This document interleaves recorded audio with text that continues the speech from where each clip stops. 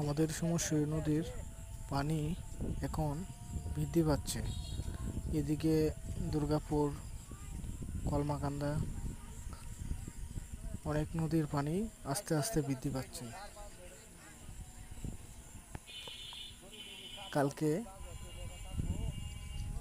উজানে ভারী বৃষ্টির ফলে নদীতে ঢল এসেছে। এই ঢলের মধ্যে বিভিন্ন এটাই তো অনেক কিছু। নদীতে